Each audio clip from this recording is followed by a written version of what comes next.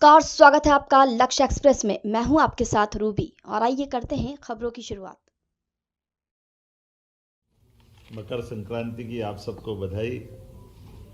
आज से सूर्यनारायण देवता ऐसा माना जाता है कि धीरे धीरे दिन का प्रकाश बढ़ेगा, रात का अंधकार कम होगा। हमारे यहाँ हजारों साल से ये तिल तिल करके दिन बढ़ने की परंपरा मकर संक्रांति से मानी जाती है। इसलिए तिल गुड़ का भी आनंद हम सब लेते हैं। मैं अपनी ओर से मकर संक्रांति की बधाई के साथ माननीय CS अनुराग जी को बधाई दूंगा, जिनके दोनों रोल हैं। मुझे इस बात की प्रसन्नता है कि वो आज राज्य सरकार के साथ ये पोर्टल प्रारंभ करा करके माननीय प्रधानमंत्री जी के साथ उन्होंने इस अच्छे काम की शुरुआत की थी और उसी काम के आधार पर यहाँ हमारे इन कामों को भी गति मिली। मूलतः मैं मनीष जी का भी PIB के हमारे बीच में आए, आपका भी अभिनंदन करता हूँ। ये हमारे भारत सरकार की तरफ से अब हमारे राज्य के साथ जुड़ करके इन प्रकल्पों के साथ या बाकी भी पब्लिसिटी की व्यवस्थाओं में ये बड़े बड़े काम है। मैं अपने CPR दीपक जी, चंद्रमौली जी और आप सबके साथ मैं भी सुनने आया था जैसे आप सुन रहे हो, और ये भी एक मज़ा है इसका काम का कि ये हमारी प्रेस कॉन्फ्रेंस में व्यवस्थाओं के काम को समझने का भी मौका मिलना चाहिए। राजनीतिक आपाधापी में, राजनीतिक व्यवस्थाओं में प्रक्रियात्मक जो सुधार हुए हैं, ये गुड गवर्नेंस की दृष्टि से माननीय प्रधानमंत्री जी ने कम समय में जो बड़ी बड़ी उपलब्धियां हासिल की है, ये उसके प्रमाण है।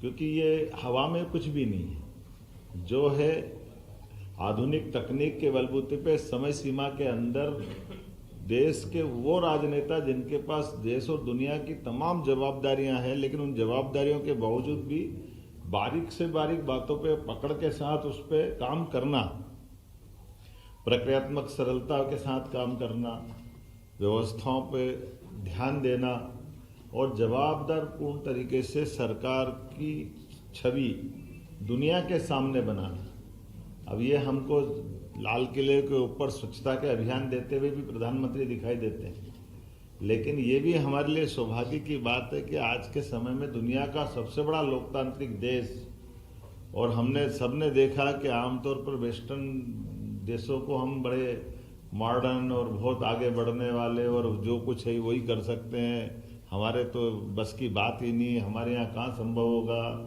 और वो इसी का धीरे धीरे करके जो क्षरण हुआ कि आते आते आते संयुक्त दल की सरकारें बनने लग गई। 1-2 दल की सरकार के बजाय 24-24 दलों से सरकारों की तरफ बढ़ गए। उसका दुष्परिणाम क्या आया, हमने सबने, देश ने भुगता है। कि आप देखो कि हमारे यहाँ 1 या 2 रेल चलती थी तो रेल मंत्री, कोई राज्य भी हमेशा इस बात के लिए पीछे पड़ते थे कि रेल मंत्री, हम रेल मंत्रालय हमको दे दो। क्यों दे दो? तो वो चाहे बिहार हो या बंगाल, 1 रेल हमारे यहाँ से चल जाएगी, 2 रेल चल जाएगी। अरे 1-2 के चल जाएगी, 100 चल जाएगी। आज बदलते दौर में वो रेल मांगना, रेल मंत्री का बजट का मूल बजट के साथ जोड़ना, वो अंग्रेजों की पद्धतियां। ये जो गए जमाने जब अंग्रेजों ने रेल अपने लिए स्टार्ट की थी तो उनने उस रेल के ऊपर अपना नियंत्रण रखा था, क्योंकि उस समय स्टेट अपने अपने बजट से चलते थे, तो रेल का खर्चा भी वो स्टेट से निकलवाते थे, लेकिन ट्रांसपोर्टेशन का पूरा लाभ अपने पास रखते थे, पकड़ अपने पास चलाते थे। लेकिन ये छोटी छोटी बातों पर ध्यान नहीं जाने का दुष्परिणाम क्या निकला। लेकिन आज मुझे इस बात की प्रसन्नता है कि आज हमारे देश के साथ विकास का भी और विकास के साथ भविष्य की आवश्यकताओं का दृष्टिकोण भी कितना युक्ति युक्त होना चाहिए, या इसको ज़्यादा शब्द और प्यूरिफाई बोलो तो तीक्ष्ण होना चाहिए। कि आज मैं जब थोड़े दिन पहले असम की यात्रा से लौट के आया, और असम के अंदर नागालैंड, मिजोरम और ये जब हमने इन्वेस्टर समिट की, तो इस प्रकार से जब उनने बात, वहाँ एक पंजाब के एक सरदार जी आए हुए थे इन्वेस्टमेंट कर लिए वहाँ के मुख्यमंत्री, और उनसे बात करने। तो मैंने कहा आप हमारे यहाँ करो। तो हमने कहा आपके यहाँ क्या दे रहे हो? तो हमने कहा हम भी वही दे रहे हैं, 100 करोड़ के होटल डालोगे 30 करोड़ का आपको अनुदान दे देंगे। उन्होंने कहा ये तो हो गया, अब GST में क्या कर रहे हो? अब हमारा तो दिमाग घूम गया, GST में क्या करें हम? तो GST तो भारत सरकार करेगी, GST तो जो लगेगी वो तो लेना पड़ेगी। उन्होंने कहा नहीं, यह पूर्वोत्तर राज्यों में भारत सरकार के द्वारा 20 साल तक जीएसटी भी माफ कर दिया। अब ये जो दृष्टिकोण है कि पूर्वोत्तर राज्यों का डेवलपमेंट कराना है, तो उनको ये अलग से और क्या प्रमोशन कैसे देना चाहिए। उन्होंने कहा ये प्लाट और भूखंड और इनकी व्यवस्थाओं की जो लागत और उस सब में भी, तो बॉर्डर के अंदर तक सड़क पहुंचाना, बॉर्डर के अंदर तक रेल की लाइन डलवाना, भविष्य में चुनौती के लिए आने वाले समय में जब देश की सीमा सुरक्षित होगी तो देश अच्छा चलेगा। तो ये जो भविष्य की दृष्टि से योजना बनी, और आज भी देखो कितनी अच्छी बात, अभी अनुराग जी बता ही रहे थे कि ये गोंदिया जबलपुर की बात करें तो गोंदिया जबलपुर बोलने से केवल नाम ध्यान में आता है कि गोंदिया जबलपुर है, लेकिन गोंदिया जबलपुर में उसमें जो दूसरी चीज़ देख रहा हूँ कि हमारे पास जबलपुर से आने जाने के लिए आज अपना एक रास्ता है बालाघाट, मंडला, सिवनी से नागपुर, मुंबई, कलकत्ता, चेन्नई सीधे जोड़ने का। अब काहे के लिए इटारसी लाओ बार बार जबलपुर से, नहीं तो हम हमेशा जबलपुर ही आना, जबलपुर इटारसी आना पड़ता था। अब इसके बदले में क्या हुआ, सीधा वहीं से कलकत्ता और चेन्नई और सीधी ट्रेन निकल जाएगी जब आगे जाकर गोंदिया से। तो ये जो अंदर के रास्ते हैं, जैसे उदाहरण के लिए अभी अपने को 18,500 करोड़ की रेल लाइन मिली इंदौर मनमाड़, ये प्रगति पोर्टल का लाभ है कि सीधे यहाँ से अभी वापस रतलाम जाओ, रतलाम से गुजरात जाओ, गुजरात से बम्बई जाओ, जरूरत नहीं, सीधे ही डायरेक्ट मनमाड़ निकाल दी इंदौर से उज्जैन होके। तो ये अपने लिए भविष्य की दृष्टि से एक एक करके कितनी सारी बातें हैं, लेकिन जो मूल बात अपने बीच में है कि राज्यों के बीच राजनीतिक दृष्टि से भले ही हमारी प्रतिद्वंदिता है, मत भिन्नता है, लेकिन देश की दृष्टि से हमारे लिए तमिलनाडु का भी वही महत्व है जो केरल का महत्व है। विभिन्न विभिन्न राज्यों के बीच में विकास के मामलों को लेकर के इस प्रगति पोर्टल में मूलभूत जरूरी चीजों के लिए केंद्र राज्यों के बीच, जैसे भूगर्भ संपदा का अगर दोहन करना है तो देश के हित में वो कैसे हो सकता है, तो वो हमारा झारखंड जैसा राज्य हो, वहाँ पे भी अगर फॉरेस्ट की दिक्कत है तो उस पोर्टल में किसी की जरूरत नहीं, वो अपने आप ऑटोमेटिक हमारे यहाँ के वरिष्ठ अधिकारी, भारत सरकार के वरिष्ठ अधिकारी और इन समस्याओं को सूचीबद्ध करते हुए अपने आप सॉल्व कर लेंगे। अभी थोड़े दिन पहले मैं पीएम से मिलने गया तो वहाँ 2 मुख्यमंत्री बैठे हुए, रेवंत रेड्डी जी और एक और मुख्यमंत्री। तो हमने कहा आप यहाँ कैसे आए, तो बोले हमारे राज्यों के मसले को लेकर आए। हमने कहा ये तो मजाक करी, मेरे परिषद के साथी रेवंता, हम परिषद में पहले थे, आजकल वो कांग्रेस में है। तो हमने कहा ये तुम यहाँ कैसे, अरे बोले साहब आपकी सरकार में सबसे ज़्यादा मदद हमको मिलती है, क्योंकि हमने अपनी प्रक्रियात्मक व्यवस्थाओं में बात करना चालू करी और मोदी जी और सरकार से कोई कष्ट ही नहीं आता। इसलिए उनने एक उदाहरण दिया, मैं आपको सबको शेयर कर सकता हूँ। उदाहरण हमने दिया कि ये जो हमारे राज्य का बंटवारा हुआ तेलंगाना और आंध्र के बीच में, तो तेलंगाना में हमारे पास आ गया हैदराबाद, हमारी पुरानी राजधानी है। अब उनने अमरावती नहीं बना दी, तो अमरावती के लिए पूरा इंफ्रास्ट्रक्चर और वो उनको आंध्र प्रदेश को अपना खड़ा करने के लिए मौका मिल रहा है।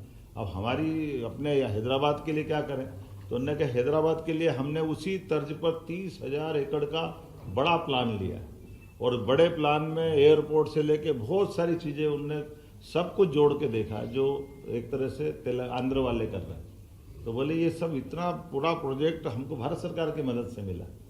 तो ये अपने आप में उदाहरण बताता है कि ये राज्यों के बीच मत की जिस दिन सरकार बनती उस दिन अनाउंसमेंट हो गया, लेकिन चुनी हुई सरकार सब एक है, राज्य कोई भी हो, देश तो एक है। ये बड़े मन से काम करना ये उदाहरण है। ये उसी प्रकार का उदाहरण है जैसे केन बेतवा नदी जोड़ो अभियान, अभी अटल जी के टाइम चलना था, लेकिन चलते चलते खसकते खसकते माननीय मोदी जी के यहाँ तक आया। लेकिन इसी योजना में हमको ध्यान में आया कि 1 लाख करोड़ का निवेश, उसमें 50,000 करोड़ भारत सरकार दे रही, हमारा तो 5% लग रहा है। और अगर इंजीनियर ढंग से प्लान बनाते तो वो हमारा बहुत सारा तो काम वैसे हो जाएगा। ऐसे पीकेसी योजना, पार्वती काली सिंह चंबल योजना, ये राजस्थान से 20 साल से चल रहा था। और मजे की बात ये कि इसकी मॉनिटरिंग भी वहां से होती है, हम कोई कागज आगे पीछे देने में हो जाए तो उनकी चर्चा होती। और आज ये इसी बात का, माननीय प्रधानमंत्री से मिलने जाए या गृह मंत्री से मिलने जाए, तो मिलने जाने में भी हमारे प्रोजेक्ट पहले पूछते हैं कि आपके प्रोजेक्ट कौन कौन से, उनकी क्या स्थिति है। बाद में हमारी अपनी शिष्टाचार की मुलाकात हो जाएगी। तो ये बदलते दौर का समय है, और इसके आधार पर निश्चित रूप से मैं मान के चलता हूँ कि अद्भुत समय चल रहा है। ये सारे प्रोजेक्टों की बात मैं दोबारा नहीं दोहराऊंगा, माननीय सीएस ने रख दी है। और ये खासकर हमारे लिए कार्य संस्कृति का बदलाव का जो समय आया और राज्य और केंद्र के बीच में जो समन्वय हुआ और मध्य प्रदेश के परिप्रेक्ष्य में केवल आपको ये आंकड़े में ही ध्यान में आ जाएगा कि 108 परियोजना तो पूर्ण हो गई, उसमें 2,61,340 करोड़ की एक सफलतापूर्वक चालू हो गई और ये 5,24,400 करना पड़ेगा कि ये हमारे केंद्र और राज्य की सरकार का फायदा क्या होता है। आपके राज्य का कहीं अच्छा आंकड़ा हो तो हम विधानसभा में उसको भी सुनेंगे, लेकिन ये हमारे माननीय प्रधानमंत्री जी के काम करने का तरीका है। मैं तो ये देख के आनंद आ गया 49% की प्रोग्रेस और 67% की ये जो आपने आंकड़ा बताया है।